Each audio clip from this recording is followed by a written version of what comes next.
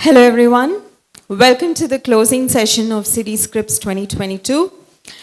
This session has a special place in our hearts and we are excited to start the conversation on our beloved furry friends.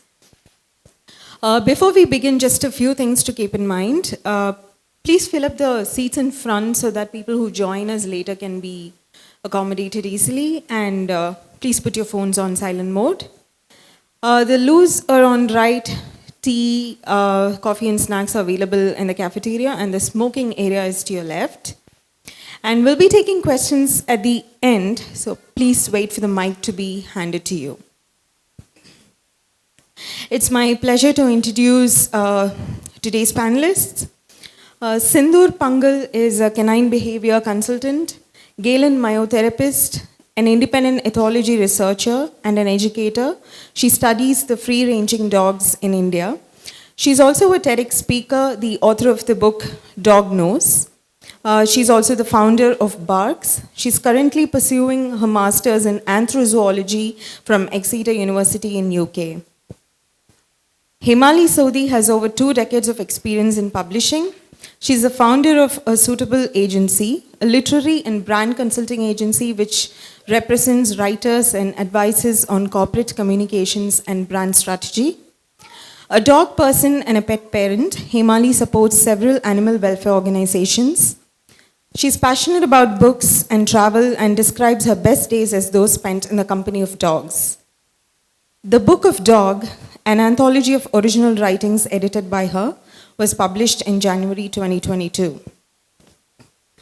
Cam Raghavan is passionate about animal welfare and is founder trustee of 2 dog-related charities, Puppy SOS India and Pugs SOS India. Recently,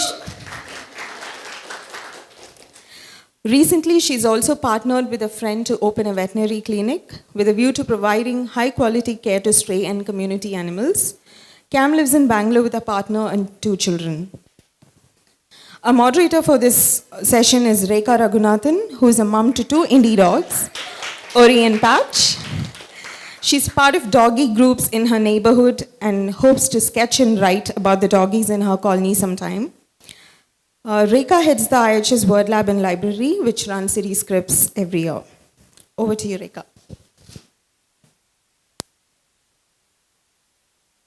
Thank you, Sophie. Thank you, everyone, for being here. We've been wanting to do a session with something featuring doggies for a while, and the Book of Dog gave us a very nice entry point. So thank you, Hemali, for putting it together just in time for this. Great, so I'm going to start off with something that Hemali begins the book with. This is it, and it's there outside. So it's a collection of essays, and Hemali will talk a little bit more about it, about how it came together and all that. It begins by saying, everyone thinks they have the best dog, and none of them are wrong. So I want to ask each one of you to talk a little bit about maybe the first dog that came into your life, or some experience that really drew you to dogs in the first place. Can we start with you, Hemali? You're on mute. No.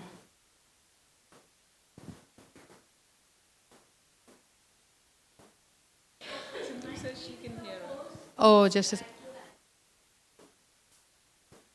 sorry, just 1 second.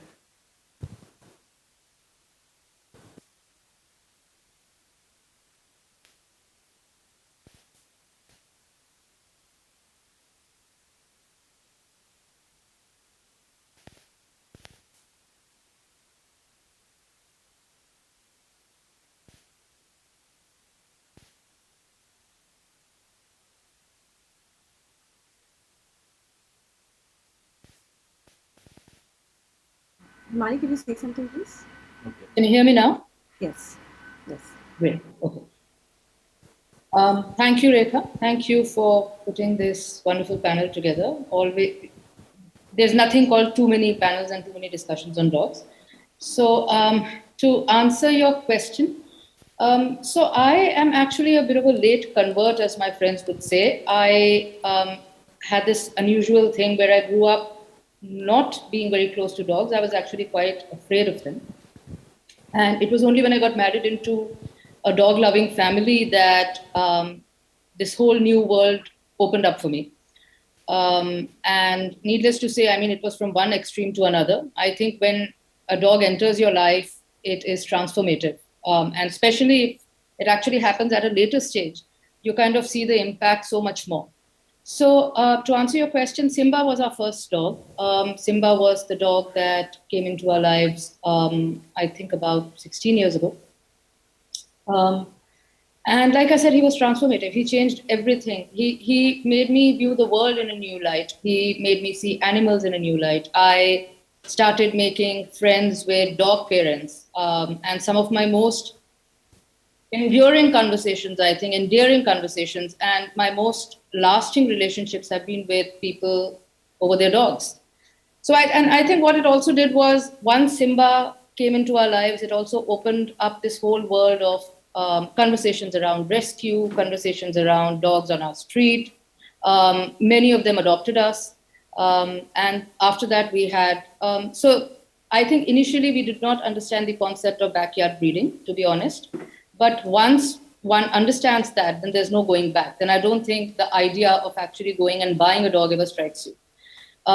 So after that, we've had a lot of dogs, a lot of them who've actually looked for rehoming or dog parents or dog families who want to rehome dogs. We've had some dogs come into us from shelters. Like I said, we have a lot of dogs, very lovely dogs on the streets who have adopted us. And yes, it's a whole new universe. It's a whole new universe of living with dogs. Thank you, Hemali. Sindhoor, would you like to go next? Sure. I've had dogs all my life, really. And my relationship with, I think, dogs and animals has changed over the years as I've grown. And I think there's always that one kind of pivotal moment a lot of us have. And I think for me, it was definitely Nishi. She's no more with me. But when she was a little puppy, a car ran over her face. How she made it after that is a whole other story. So that's kind of in my book where I talk about the journey that it kind of sent us on, because as you know, this was almost 10 years ago when we were a young couple, got a dog, got a puppy with all these aspirations and hopes. And, you have this picture of what you think life with a dog is going to be. And I didn't know about rescues. I didn't know about breeding. So I went and got this puppy from a breeder, and then this thing happened. And our life just spun out of control. Here is a dog who went in and out of surgery for almost a year after that.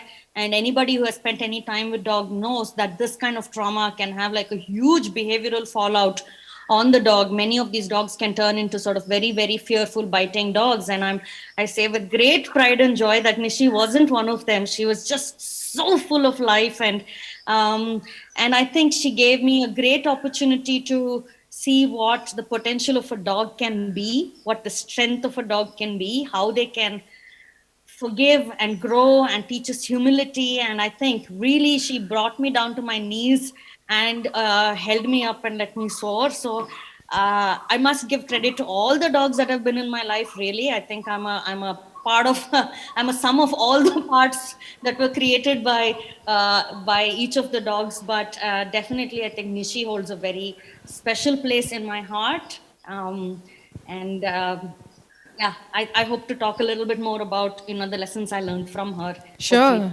We'll be coming to that. Those are all the questions that I have for you. So we will definitely pick up on all of those things. Cam?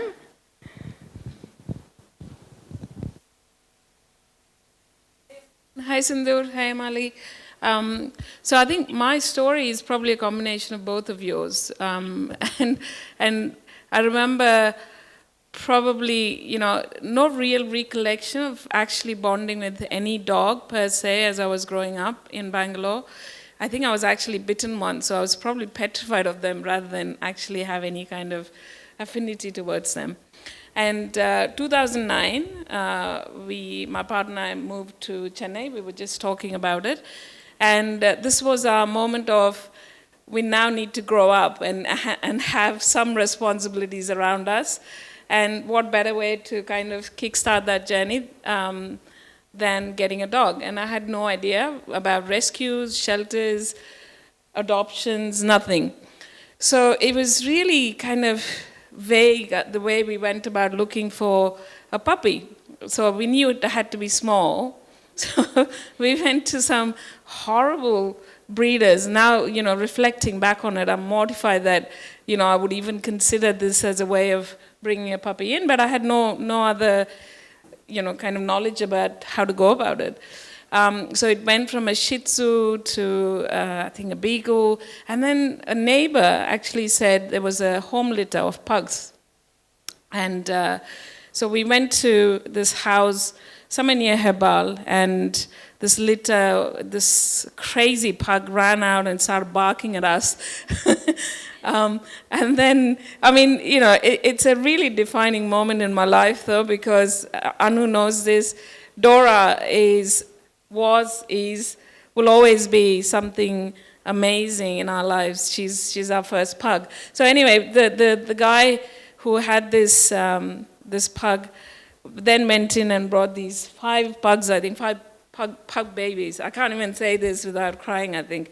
And one of them, the moment I picked her up, she just literally, started scratching me. She's classic Dora. That's how she was all her life. And for whatever reason, I thought this is the dog that's going to match our lifestyles. And my partner obviously wanted a dog that would be outdoors. She's from Australia, so she thought it was going to be like a blue heeler, outside dog. And literally within the first few days, the dog was sleeping next to me. And that's where she stayed, all through her life. So she's, I don't know, like everything I am today, and I kind of feel my life has been about connecting the dots.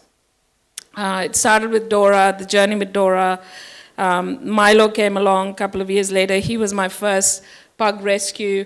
And it just opens up a whole world of being aware of things around you, animals in distress around you. And when we moved to Bangalore, it was just a natural progression to then start looking at stray dogs in our colony which didn't have food, which were looking sick. So I know your question was, which was your first dog, but my whole life around dogs, I think, started with Dora. So, yeah. So we have a couple of indies at home. Our older one is, I think, going to be 7 soon. The younger one is 2. When we adopted her, the first one, I had just reached out. We didn't even. It wasn't even a thought-out decision. The kids had said, "Oh, we should get a dog," and we didn't really say no. But we were sure that we wanted to adopt a dog. We didn't want to buy one. And I don't even know how we had that awareness at that time, but I reached out to a junior of mine from college who Cam also knows well. She's part of a lot of doggy rescue groups in South Bangalore. And she said, oh, there's one, she's not, I don't know why, but nobody's adopting her. She's, I think she used to be called Lakshmi. And then they thought that was the reason, and then they changed her name to Oreo because she was black and white. And still no one adopted her. So Harini, my friend, said, it'd be great if you can maybe have a look, maybe try and foster her, because she's not the kind who can be let back on the street. She has no survival skills. She had been found, she was tied up somewhere, she was beaten, she was bleeding, all of that. So we said, okay, we're just going to take her. There's no fostering or whatever, we decided. But that thing stayed with me, that thing that she said of why people don't want to adopt indies. There is a I don't know, a misconception, something, that indies are dangerous, they're ferocious, they're territorial, whatever it is. And so I wanted to ask Sindhoor, whose work is so much, the research that she does is so much on indies. Can you tell us a little bit about this, Sindhoor, just about the indie as a, I know you said that they're not a breed, they're a mixed breed, but anything about this that will help all of us here just understand them a little bit better? Sure, absolutely. I think this is one of my favorite topics to talk about, really, because it's very close to my heart. And I also do research on it now. I'm doing my master's at Exeter University, looking at human-animal interaction, and our so-called indies, or free living dogs of India, are really a topic of much fascination to me, because they're like dogs unlike any other in any other part of the world. You know, I've worked with dogs in all parts of the world, but these are remarkable animals, and I think they're so underrated that they really need to be spoken about. Like you rightly said, the first thing is that they're not really a breed by themselves. A breed is a man-made sub portion of a species, and that's not really the case with Indies. There are what are called land races, which are something like breeds but part of natural selection. So we don't use the word breed for Aboriginal dogs, dogs that come out of natural selection. We use the word land race, and there are land races in India. Definitely. In-dog is one of them, but there are likely to be a few more that are undocumented. And but the sad thing is, now if you talk to experts, those kind of dogs are really not there anymore. That kind of pure bloodline, this fascination with pure bloodline really goes back to the eugenics part of the world, right? And we just carry this on. We're so fascinated with it. You know, the World War II kind of an idea. But so these are not really, what we see today are not really breeds anymore. They are mixed breed dogs, and they have been mixed with European breeds for more than 500 years.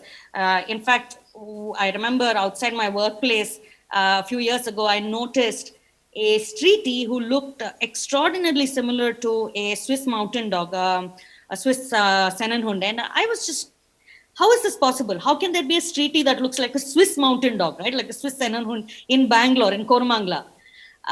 And sure enough, I see somebody walking a Swiss Sennenhund one day for a walk there. And then I know what's the story there, right? What has happened? And this is the story that has happened for more than 500 or 1,000 years. And that's what the dogs that we see today, they're a part of that kind of mixed breeding and a part of natural selection. And what that means is there are a few implications. One, the fact that natural selection has a role to play makes them extremely hardy dogs and extremely adaptable dogs. You will see dogs in any part of the world, in any climate where there are humans, there are dogs. They are highly adaptable animals. They're not like other species that are, you know, limited to certain, they're either tropical animals or temperate animals, or, you know, they're limited to certain ecological niches, but dogs are not like that. They're extremely adaptable, and particularly free-living dogs. And the other implication is any breed trait that you feel you are in love with, any kind of personality, I don't like the word breed trait because that's not really true, any personality of a dog that you think you're in love with, you will see that reflected in an Indie because of the wide range of breeds that are kind of mixed with them. So if you get to know them, you will find your perfect best friend, and whatever personality that kind of really works for you is something that you will be able to see if you spend a little time getting to know them. So that's the reason I'm very fascinated with them. I think they represent, you know, the dog because they have the full spectrum of behaviors, full spectrum of personalities, and they have this extreme adaptability.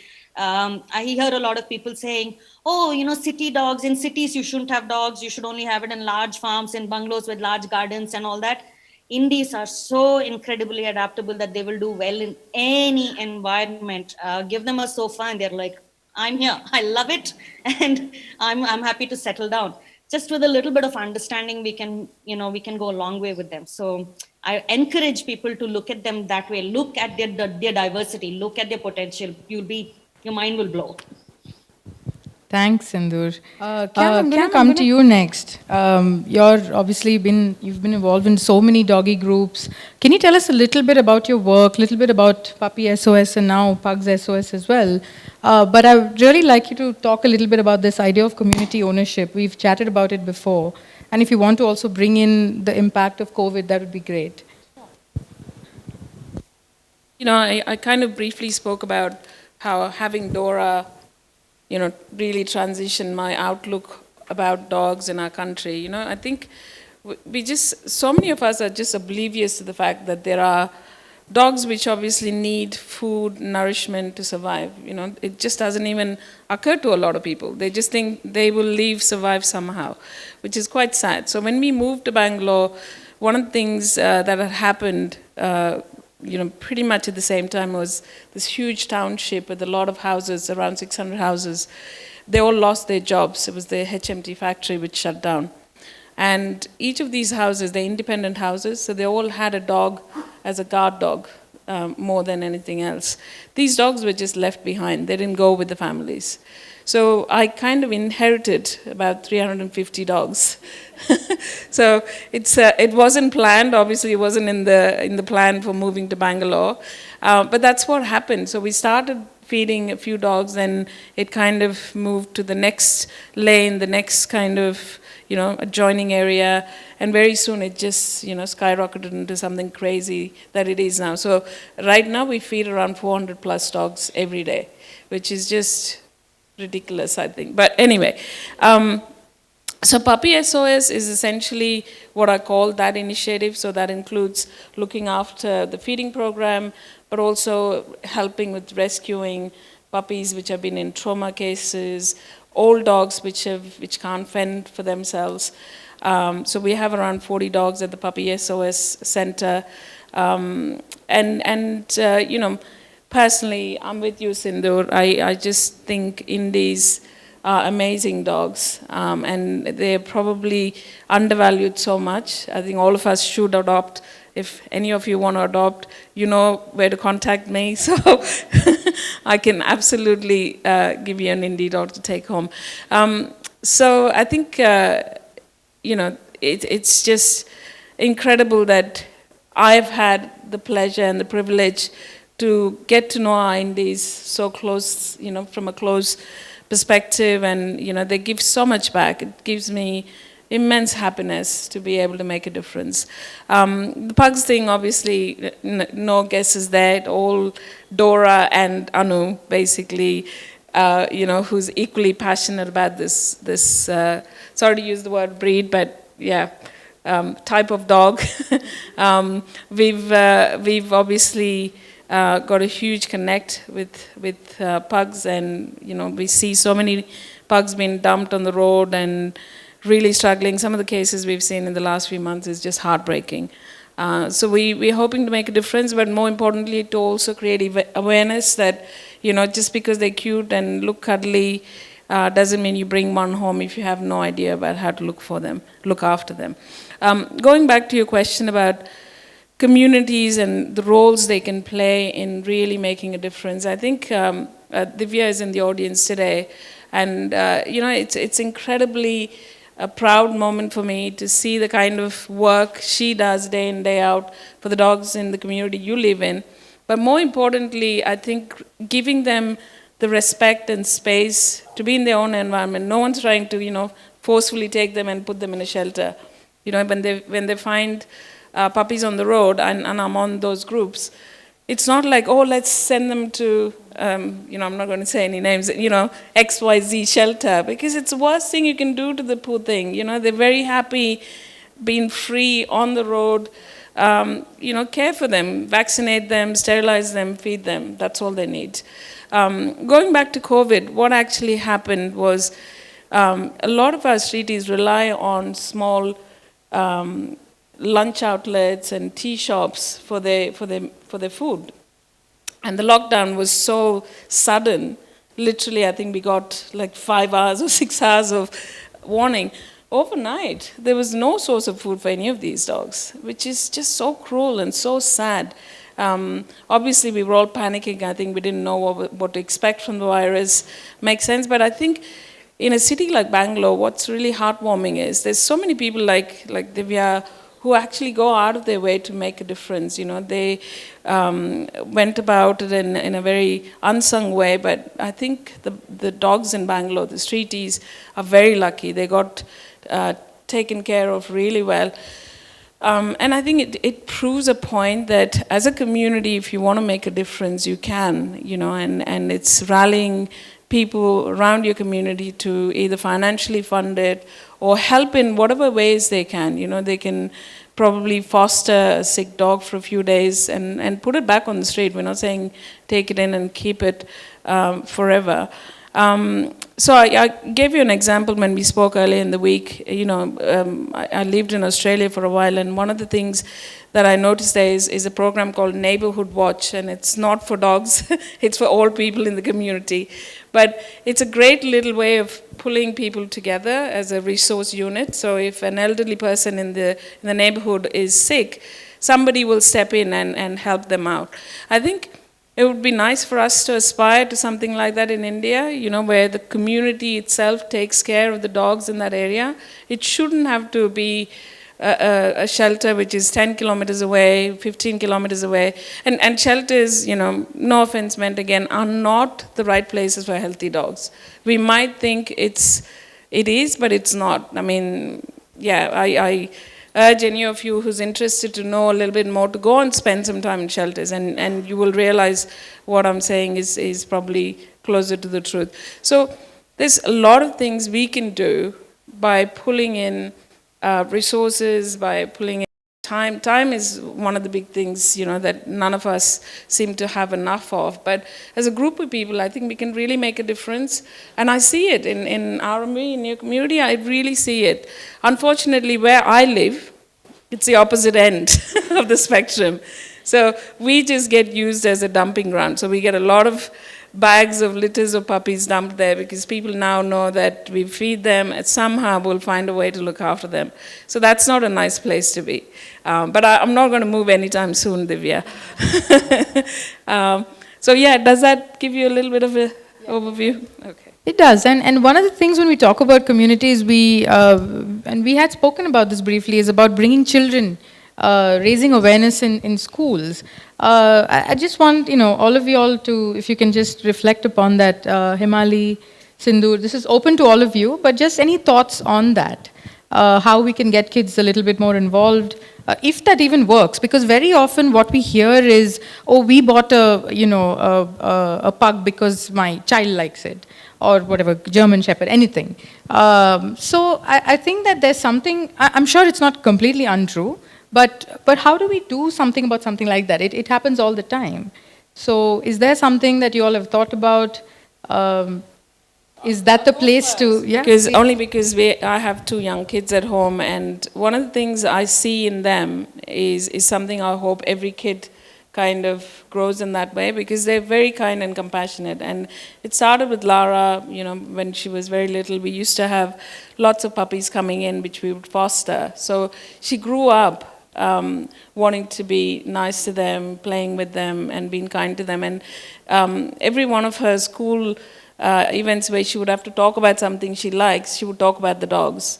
Not because I asked her to, but she just grew up knowing this is what the right thing to do is. And when we go out for a walk in our area now, like, all the dogs on the street have a name, obviously. So, and they all come rushing to them. And it's such a lovely thing to see, because it's about creating that culture and sense of belonging for them in that community, and for the dogs to believe that they have people who care for them. I think schools play a great part in creating that awareness for kids. Obviously, we'll always have that issue of pariah dog versus, the fancy breed dog. We can't change that. That's okay. As long as people are kind and compassionate, and they can contribute towards the upkeep of that stray dog in their community with people like Divya, the network we're talking about. I think schools play a great role as well, because a lot of schools that I know of in India are very kind of focused on curriculum and, academics. I think it's about creating global citizens who will be, nice human beings when they grow up. It's not just about engineers and doctors, right? So I think they play a role. I think BIS, to an extent, so Lara goes there, these kids go there, are doing a good job of it. I know they have events, where they're kind of promoting caring for stray dogs, as well as supporting shelters which take care of stray dogs. So that's the way forward. But I think it starts at home. Any kind of charity begins at home, right? So I think as parents, we have a great role to play. Thanks, Cam. Sindhoor, Hemali, any thoughts on that? Sure. So I think two things, really, Rekha. The first one is I kind of wanted to touch upon a point that Cam made, which is care for the dogs where they are at rather than sending them to shelters. I strongly agree with that point.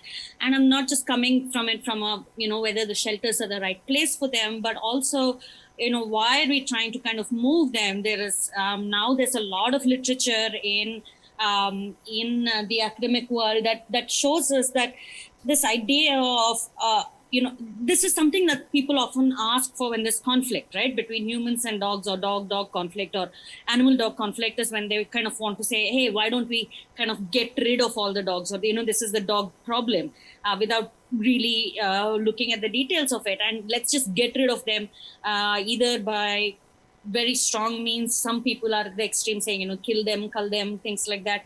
And the other set of people would say, okay, let's get all of them adopted. But that's not practical. Shelters are not necessarily have the bandwidth to deal with, close to maybe a couple of million dogs. That's kind of the rough estimate that we have for India.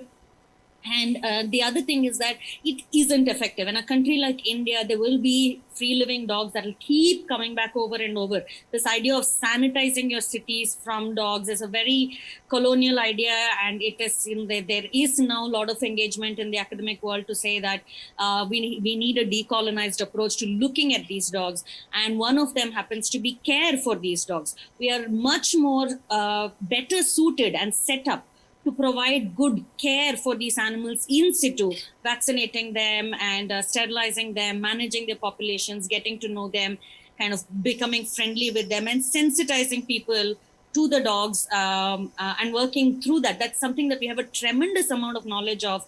And the lockdown example in Bangalore, I think, simply demonstrate that there is will for people to do this. So we kind of should be leaning into it. And I think that kind of brings me to the school part of it, the education part of it is, as part of leaning into it, we have it in us. We have it in us to care for these dogs. So talk about this more, to get more professionals to really talk about this from a ecosystem perspective, from an ethics perspective, from a welfare and well-being of the animal perspective, and from a One Health perspective, the health of human beings and the urban animals that we have. Talk about these things in not just schools, but also higher education as their kind of cognition improves. And at a school level, talk about being safe around animals, safe interaction around animals, because this is India. The reality of our life is free living animals. So we all should have some basic knowledge of how to be safe around animals. Don't do things that will get us bitten. This is part of wisdom that was given to us by our grandparents when we were kids. We would go to the farm and our grandparents would give us some basic wisdom. Don't do this around animals. If you see a snake or a dog or whatever, don't do this, and don't, do this. That dialogue is entirely missing from urban India today. And so we don't seem to have that awareness. We are putting our children at risk. And when we learn how to be safe around animals from that safe distance that we are able to create, sort of a metaphorical distance, right? But from that safe distance, we then get to know them. And then a point that Cam made, which is so critical, which is name them, observe them, get involved in their lives. Then you will start caring for them. You will not be afraid of them anymore. You will start actually caring for them if you have spent 5 minutes a day just observing what this dog is doing from your window. You will start being involved in their day-to-day lives. You will want to have an opinion on, their welfare. And I think that's a wonderful way to get children involved in a safe way, from a safe distance, till they really learn about animals. So I think there's a lot for us to do in terms of education, not just with children, but also kind of working through upwards to get into more of the complicated parts of that discussion as well, on how we want our urban societies, modern urban Indian societies, decolonized Indian societies to be. And that's a conversation that's kind of lacking at this point. Thanks, Sindhoor. I'm actually just going to read out a really short excerpt from one of the essays in this book. The essay is called The Way of Sunlight, and it's written by Jerry Pinto. I looked around. I had no idea where I was. I had run and run and run, and I had not looked where I was going because I was having fun and following the ball. You will say, why didn't you use your nose? I did. I turned on my own smell. and tried to follow it back. I finally came to the place where I had left the others, but they were gone. Perhaps the dog van had come there and picked them up. Perhaps the dog van had come and they had run away. I don't know what happened, but there I was, alone, and it was getting dark. I wandered around until I came to a row of huts. A little girl was washing the dishes from the evening meal. She saw me and raised her arm. For a moment, I thought she was trying to drive me away, but then some food flew through the air. It was not much, but I ate it so fast that she giggled and scraped some more food together and threw it at me. I went and settled down at her feet. Later, she came out with a bowl of water, and I drank it and went to sleep outside her hut. But the next day, the municipality came and began to break down the huts. The girl was running around, trying to gather her things, wrap them up, and take them away. An hour later, there was nothing left. This is very familiar to those of us who work in places like IHS, which is studying how our cities are growing and breaking these days. What are your comments on something like this? Because one of the things that we talked about, that you mentioned during the COVID time, was that it's the street vendors that feed the dogs. But somehow people who live in gated communities, they're not connected at all with the street. Do you have any observations on that as far as, I guess, the impact of urbanization and anything on that? Yeah. And any of you? Sorry, I just wanted to say that one of the things that I think is fundamentally important is this whole, I don't know if that happens in Bangalore as well, I'm pretty sure it does, that the RWAs, there seems to be this entire conflict that keeps happening between residents, welfare associations, and animals on the street. And I think there has to be an elementary understanding and explaining of how things work to them.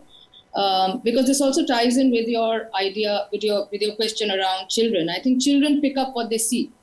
And very often, what we see around here is that there is so much, there's so much that animal rescuers have to do, and then also to contend with this whole atmosphere of hostility in terms of street dogs or in terms of dogs that live around that community. I think that really is something that we need more education.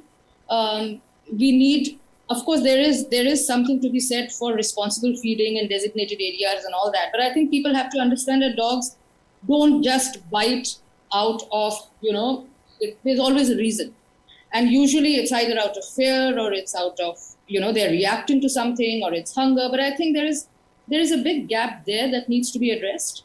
And the other thing, which is a bit away from what we're talking about right now, but going back to the kind of things that we can help with, I think a very important thing is, even if you can't take a dog on, you can help foster a dog.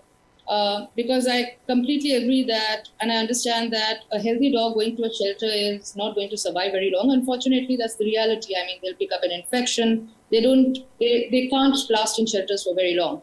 I think that whole thing of fostering till a dog finds another home is very, very important. And I think a lot of that needs to be encouraged. A lot of that needs to be told to people, that even if you don't have the capacity to take on a dog full time, perhaps you can help foster dogs till the time that they find another home. Hemali, did either of you want to comment on the gated community versus the street? Yeah, I do actually, because I was just finished reading a paper on this, and I have a nagging suspicion I know exactly the community on which the paper was written. I think I lived in one of those, so definitely would love to comment on it. I think it's not as urbanization that's the problem by itself.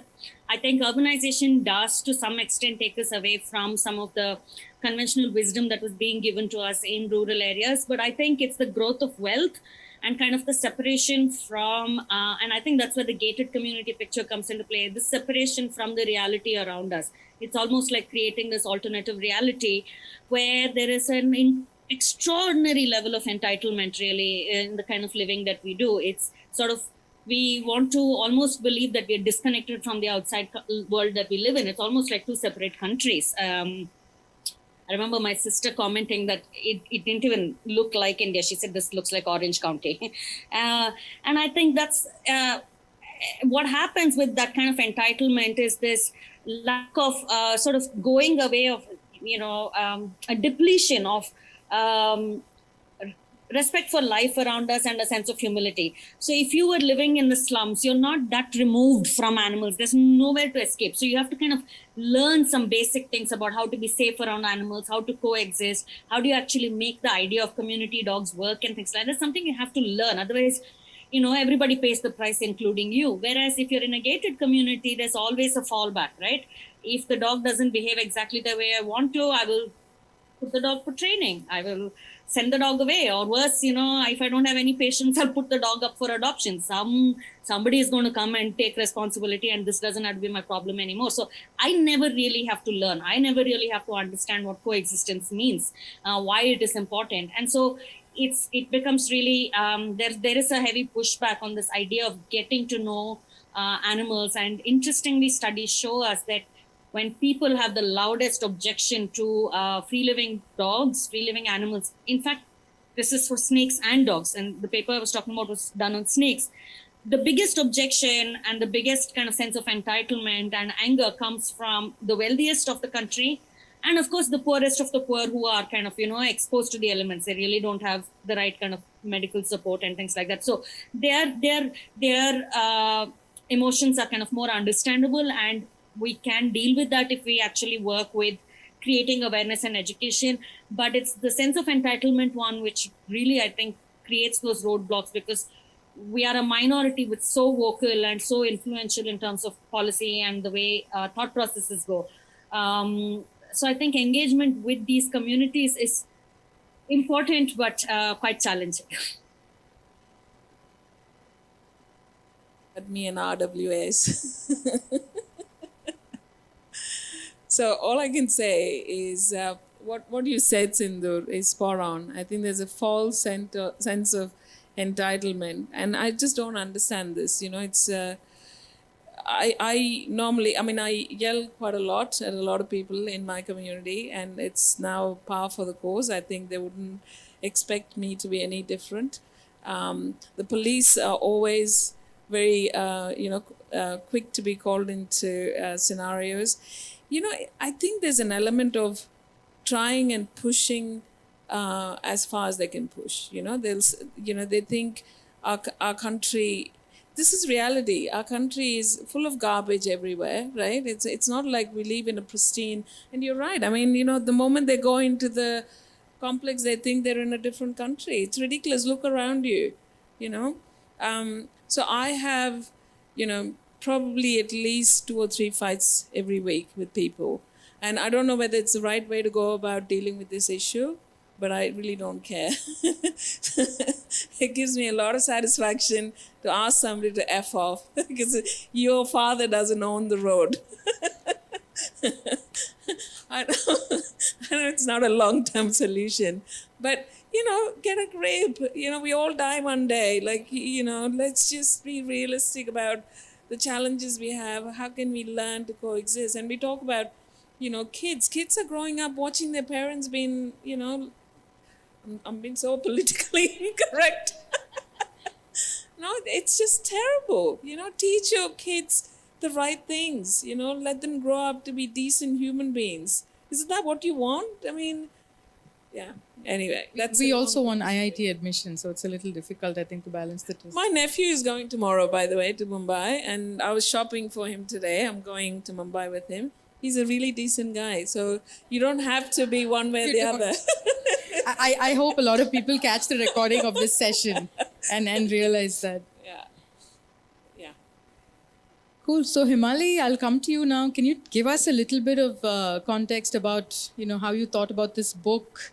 A lot of interesting people have written essays in this book. A lot of famous people, writers, chefs, all sorts of people. So can you give us a sense for how this came about, and also how you chose? I know the proceeds from sale will go to support certain shelters. So can you give us some idea about how you chose both the shelters as well as the people who are writing? Sure. So I come from a background of publishing and books, and I think the idea of expression is the natural thing that comes to mind is books.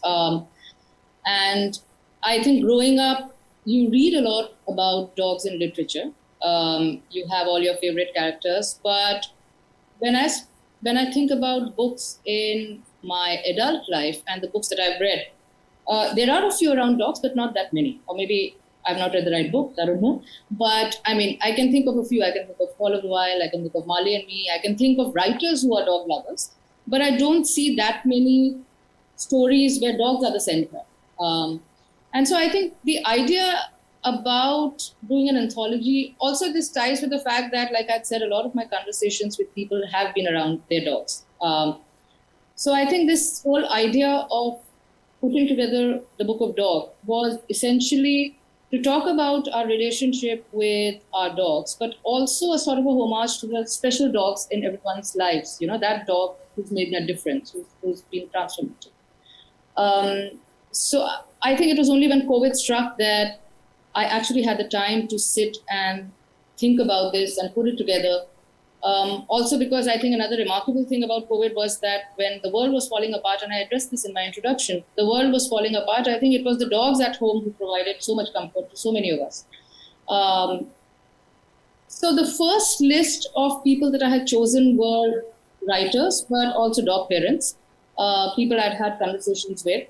And from there, the universe just grew and expanded. Writers suggested other writers.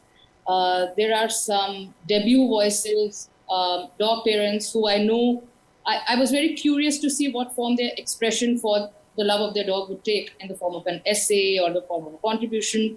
And interestingly, what was really fascinating was how everyone sort of mobilized together and said, listen, why don't you speak to this person, or why don't you speak to that person? The other thing I did want to include, the other element I did want to include was stories from animal rescuers, because that was always part of the plan. I think that was a very, very important part. I have the utmost respect for people who work in animal welfare, people like Cam, who no words are enough. So the book does also have a few essays from people who work in animal rescue. There's Atul Sareen, who launched the welfare for animals in Goa. And interestingly, he does this beach drive where, very similar to what you were saying, dogs who live in Goa beaches, who live on the beaches, suddenly find when it's off season that there's no food. The shacks have shut, there are no tourists, and there's this complete, desolation in terms of where a lot of them are actually on the brink of starvation. So Atul runs this drive every year where there's a beach dogs feeding drive. Then, of course, there's an essay by Menaka Gandhi. There's an essay by someone who's associated with Friendly Coast. So that was the third element. So there were well-known writers. There were people who were debut writers, and then there were animal rescuers. I think what was also interesting was that I had not defined what the form of that contribution could be. So what really has come across is this really interesting mix of, the book has essays, the book has poetry, the book has photo essays, the book has a graphic narrative, it's got dogs in history, it's got an essay on food, like you said, by a very well-known chef. So I think it's this really interesting mix that's really come together of 45 people talking about the special dogs in their lives. In terms of animal welfare and why the royalties are, I think that was, like I said, I have the utmost respect for people who work in animal welfare, and I thought that part of the idea of doing this book was that we should be able to contribute something, whatever little there is, in terms of royalties from the books being diverted to these animal welfare groups. Because one of the really hard realities of animal welfare that I have seen in my limited experience is that they're always looking for funds. And every little thing that we can do helps. And interestingly, I think this is really a testament to the dogs in our lives and our relationship with them, more than anything else, is that when I put this idea out to all the contributors, everyone said yes, of course. We don't want royalties, just send them to animal welfare. How we chose the charities was, a mix of looking at where because these are 45 people based around the country, and we even have a couple of people from abroad. So we just simply did a list of the people who were located in a particular area, so Delhi, Bombay, and Bangalore. But I think also because there are so many animal welfare groups that you can actually work with and associate with, but there was also this whole practicality of how do we actually divert all these funds. So we decided to choose three, and the three were chosen based on, like I said, the cities in which most of the contributors come from. And yeah, so in Delhi, it's Friendicos. In Bombay, it's Welfare of Stray Dogs run by Abod Aras. In Bangalore, the suggestion was Voice of Stray Dogs. And that's how this came about. Thanks, Hemali. I just want to read out one of my favorite poems in one of my favorite books. And unless you have anything that you'd like to leave the audience with, I'll close with this and then we'll open for questions. So any last words before I read this out? Sindhoor? No, you're good. Okay. So this is from a book called Dog Songs by Mary Oliver. And the poem is called How a Lot of Us Become Friends. One day on the beach, Ricky met a dog just his size. Her name is Lucy, and she's very pretty. Wow, said Ricky. Naturally, I met Lucy's mother, Teresa, at the same time. It happens that Ricky's full name is Ricky Ricardo. So how could Ricky and Lucy not take to each other? In fact, they became quite tight. It wasn't a good day if they didn't see each other. So how could Teresa and I not start on that day to become friends? I just wanted to leave you with that thought because that's one thing that Hemali actually started the session with, about how our world really expands when we bring dogs into our lives. They could be the dogs on the streets, could be your friends' dogs, your own, I don't know, dogs, crushes maybe, I'm not sure.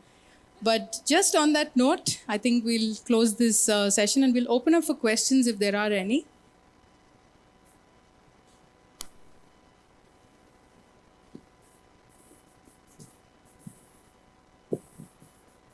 Okay, great session. I don't live here, but I grew up in this city and I absolutely loved it. I didn't know they call them streeties. We call them country dogs. That's how we grew up with. Is there a way that we can actually tag these dogs or maybe chip them and vaccinate them on a regular basis so that they won't be dangerous and kind of encourages people to actually let them into their compounds, or because they are pretty good guard dogs. I mean, these guys are really territorial. It's kind of scary sometimes. And I've had dogs chase me on riding bikes and all that. Those days I had to flame my legs and kick them off. So that is really my question. Is there a possibility we can do that? What you've just articulated is the perfect world. And unfortunately, you know our country and you know the politics and you know the corruption. So we set aside, I think, quite a big chunk of money every year for the animal birth control program. It's pretty, it's a disgrace, I think, that after 2 decades of the ABC being in place in the city of Bangalore, we still have large chunks of population which are not sterilized or vaccinated for rabies. And for individual rescuers and feeders like me, and I'm sure Divya will agree as well, the biggest challenge we have is we don't trust the system. We've had experience where dogs who are part of our extended family now, they all have names, we know their characteristics. For them, being taken away in a van, driven for, it was ridiculous. 2.5 years ago, the center, the shelter where the program was being managed for us was 35 kilometers away. You can imagine a dog being put in a net, put in a van, it's scared, it's really upset, doesn't know what's happening, and being driven on Indian roads for 35 kilometers and then stuck into a kennel with probably 20 other dogs, who are all foreign dogs, it's not from its pack. It just doesn't work. And they come back with one ailment or the other, malnourished. In our case, 2 years ago, 7 dogs. I wasn't in the country. They were taken away because I don't allow them to come in. This is another, kind of battle I fight with BBMP regularly because they're not very happy with me. They think I'm actually interfering in their process. But for me, the process doesn't work because unless you can promise that the dog you're taking away is coming back healthy, you have no rights to take that dog away. And I don't think we're there yet. Tagging the dog, vaccinating the dog, unfortunately falls on the shoulders of individual feeders and rescuers and community groups like the RME group. How much can we do? How much can we sustain? So hopefully one day we get to that stage. But, the corruption is so deep-rooted that we only probably see 20% of the allocated budget going back into looking after our dogs. Yeah. Divya, did you want to answer that question? Yeah, exactly. No, my voice I think is loud enough. So I agree with you on that, which is why we tend to use private shelters, right? Now that is money for us. But I know that if a dog goes there and if a dog is found to be sick, it will be taken care of. I know it'll come back with, all of the after surgery procedures very well handled. If the dog needs extra care, it'll stay there for a good 4 or 5 more days. So all of that is money for the individual or our groups, right? I mean, Rekha knows because she used to manage our fund. So we started to send our dogs to like NGOs like Alive, for example. Now today, because All Paws is in Cam's clinic is opposite my building, I'm set, right? I just have to catch a dog, go take her there. Job there. So, yeah, but it's tough to do what you want. I think the greater responsibility, if we think we are the evolved species, the responsibility is for us to know how to be around animals. We've lost that. So I think the focus should shift from dogs to what the hell are the humans doing? That I would love to see. And we do that because when you said gated communities, when we started feeding, they would treat us like trash until I had to tell them, hey, I'm equal to you. I don't live in a hut. I fund this feeding program, which means I have money. I will talk to you the way you want me to talk. So don't mess with me because then I know how to mess back. Right? You start off being very careful and very quiet and you want to keep your manners, but then you realize that ain't going to work. You have to be a thug. But a polite thug, right? So now I've learned to be a polite thug. And I've realized that whatever they do and they say, I tell them, you say what you want, I will be back here tomorrow to feed. So I think the thing is that you just plow through all the bullshit. You keep at it. And then after a while, like in our area, now there are lots of people who support us, even if it's quiet. They just say, yeah, I know we read, they complained about you here, there, whatever. Once in a while, they give it back to them. But the wealthiest people are the biggest problem. Because they think, like she said, they own the road, they own the earth, right? And they think that, you have to sanitize the world of anything outside my compound. It doesn't work like that. I think we have to, it's for the humans to change. I don't think the dogs are doing anything different, right? They're just... One of the things that also I think is really hard for a lot of people to take is the gender as well. So it's like, like you're a measly female. What the hell are you doing talking to me? I'm the president of this committee. Like, it's like, yeah, I know. It's such a bias. So a new committee was formed in a new building that came up recently, right? So, and the feeding team called me and said, we've been feeding here for the last 10 years. Feeding team calls me and says, there's this new committee that's been formed in one of the buildings and they're giving us grief. We've been pushing back the last week, but today they're yelling at us. There's a group of people. And this is my perfect scenario. It's Sunday afternoon, I don't care.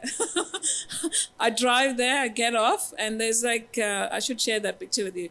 There's like 50 people from the committee, blah, blah, blah, standing there. I said, what's your problem?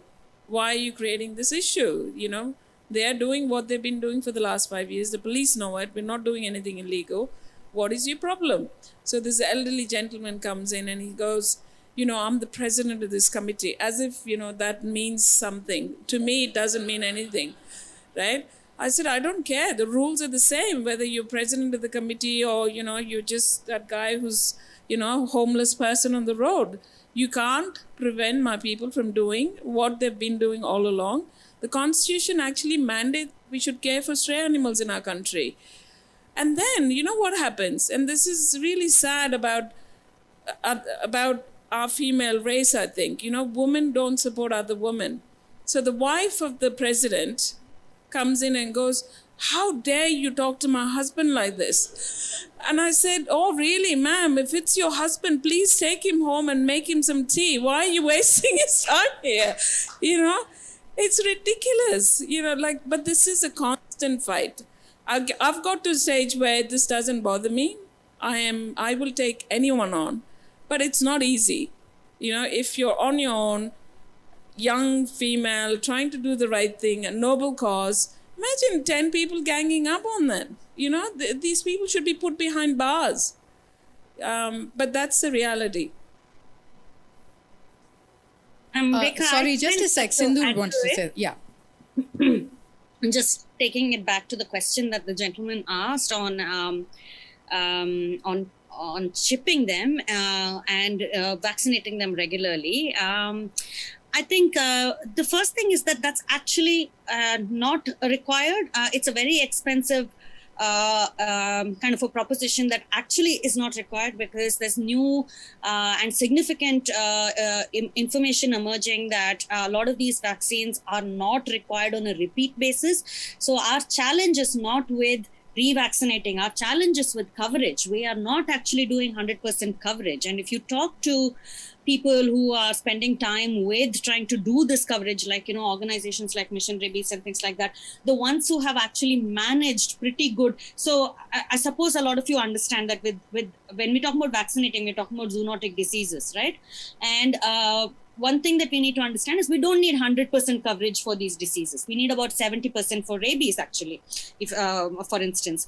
And how do you manage that 70%, or has it been managed effectively? It has been managed in very small pockets in the country. And I think it's very significant for us to pay attention to how they managed that success. Where are these success stories? Is definitely Jaipur has it, Goa has it, Nilgiris has it, and there are small pockets. And what they tell us is that it is not revaccination really, it is community involvement. Like Cam said, trying to catch them, capture them in this kind of running after them and putting them in a net and transporting them. It's extraordinary trauma. And not only is it extraordinary trauma, but coming from a behavior perspective, it makes it harder and harder for us to catch the rest of the population. And that becomes hugely challenging. The second thing that is kind of data, again, I'm coming from a perspective of data on what works, is that a lot of evidence points in the direction of a vaccination program combined with an effective community-supported neutering and sterilization program. That combination is actually the most effective one, because what sterilization does is it stabilizes that population for you for about 7 to 10 years.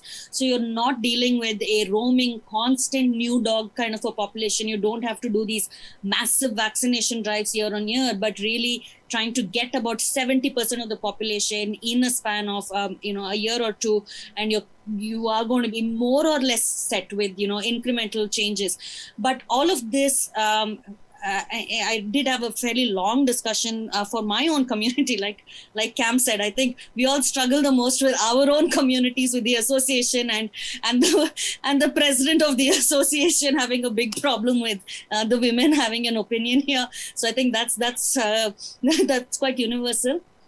And so in that context, I've been having a conversation with a lot of people who have managed pretty good success stories in terms of wide coverage, and that 70% coverage, and getting that to the point of zero rabies. And the answer always comes back to community involvement. We need to understand why we need to feed, get to know these dogs so that we can capture them, get them vaccinated, follow up, provide. And it's not just vaccination, sterilization, regular medical interventions, feeding, and social contact, just giving them that socialization, that contact with all the people that they need to get to know, so that they don't end up, like the gentleman said, they can be very, very territorial.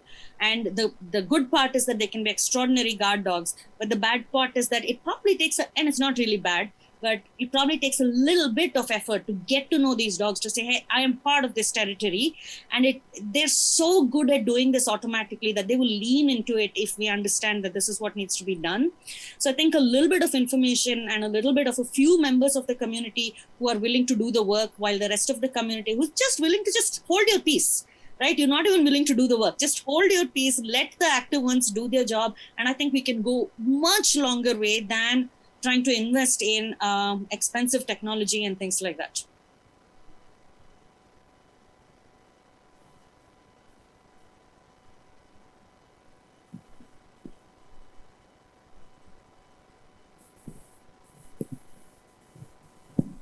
So I was in Ladakh last year. This was during November, December, which is peak winter.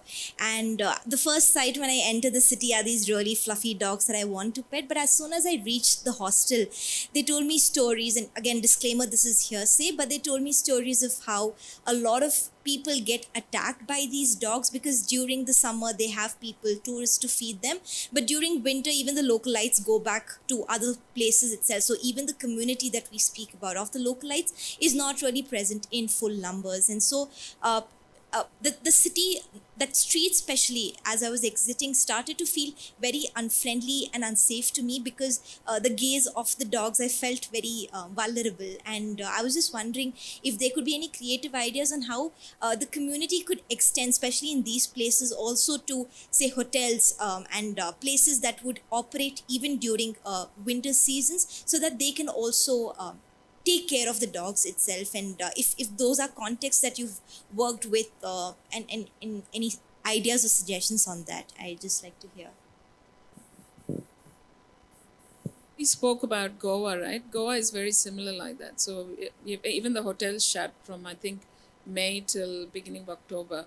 So similar challenges, and it just comes back to communities who live there. It doesn't need to be the entire community, but at least a bunch of people who actually care for these dogs, to ensure that they've been fed and looked after during those off-peak months. It really needs to be a local solution. You can't really have a overarching kind of countrywide thing, because our country is vast, and this problem is definitely not a unique one for Ladakh. I think you will see that in lots of different parts of the country as well.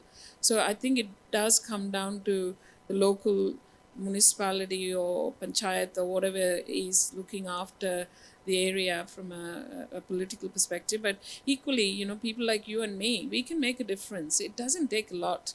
I think that's what needs to happen. And Ladakh is a very popular tourist destination as well. I think if there is a local body or a charity which starts working with these dogs, I think they have a great opportunity to create awareness and get funding for those programs as well from different people who've been to Ladakh or who have an affinity to that place. I think that's the way to go. I think it has to be a local solution. It's almost an impossible task for somebody from another part of the country to try and find a solution for that problem.